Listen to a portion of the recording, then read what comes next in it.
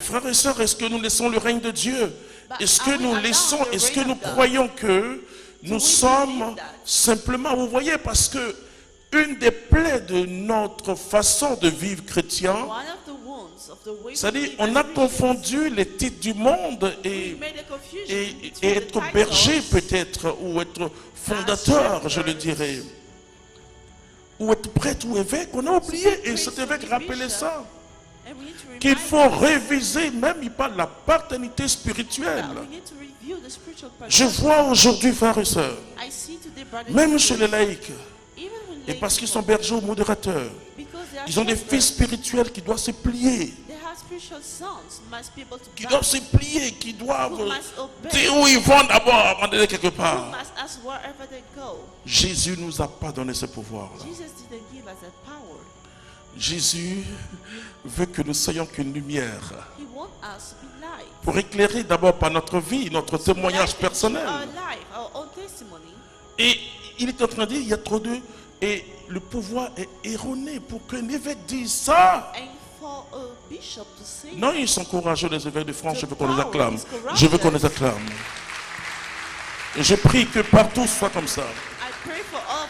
Ce qu'on appelle le cléricalisme, c'est ça exactement. C'est de renverser le pouvoir. Quand le pape écrit, il dit le serviteur des serviteurs. Si Dieu m'a touché, c'est pour être serviteur des serviteurs. Alors il dit c'est parce que il y a trop de pouvoir. Ah oui, frères et sœurs. Et c'est ça. Et donc les gens influencent. Il y en a aujourd'hui, je ne parle pas que des évêques ni des prêtres, mais je vois des jeunes laïcs avoir trop de pouvoir. Nous n'avons aucun pouvoir si ce n'est le pouvoir de servir de Jésus-Christ. Alors c'est notre Père qui nous dit dans cette parole de Jésus prière en même temps que ne nous lâche pas. Fais en sorte que nous soyons toujours comme des enfants devant toi. Vous savez, c'est la persécution qui purifie l'Église. Et aujourd'hui, on croit que nous avons des pouvoirs. Tu es fondateur, tu es modérateur, tu es berger, tu es... Je ne sais pas, nous pensons, tu es prêtre, tu es évêque. Ce ne sont pas des pouvoirs humains. C'est le service. Et le pape François rêve. Il rêve à ce que l'Église redevienne simple. Et je crois là où il est aujourd'hui. Et quand il a écouté ce qui se passe en France, son cœur s'est réjoui. Il dit, c'est l'Église que je veux.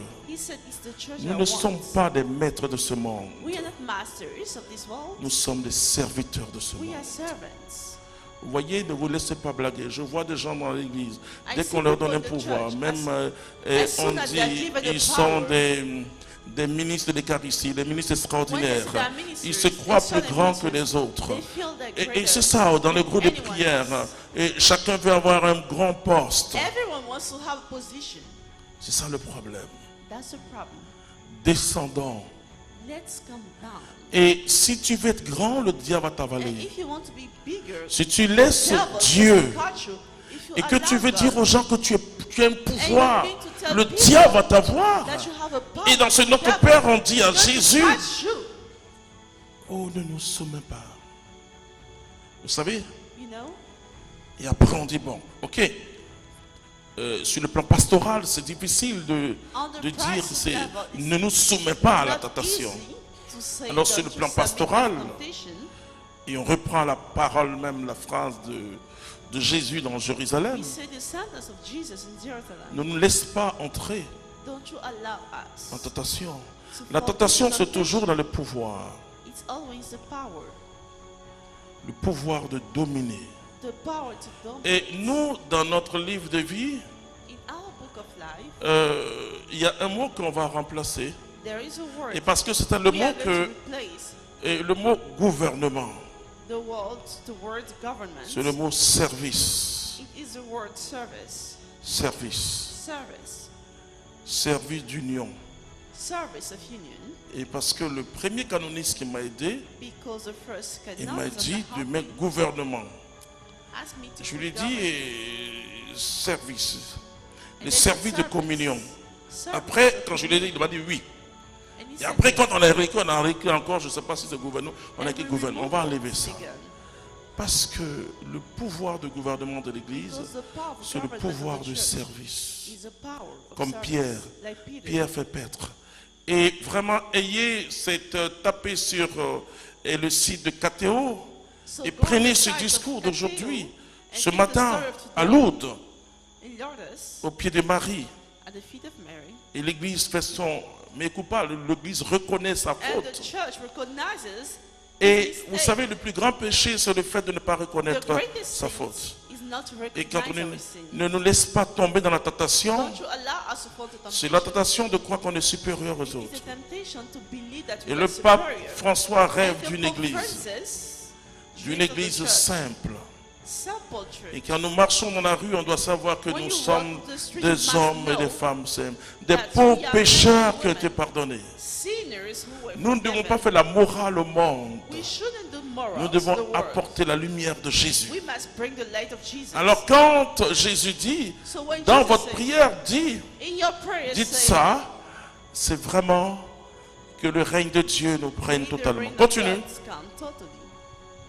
Oui, si vous remettez aux hommes le manquement, oui, votre Père Céleste vous remettra aussi. Alors, dites-moi, est-ce que Jésus est venu apprendre à son Église une formule? Et pourtant, il faut la réciter pour nous rappeler de ces paroles de Jésus. C'est une séquence de l'Écriture et que chacun doit apprendre par cœur.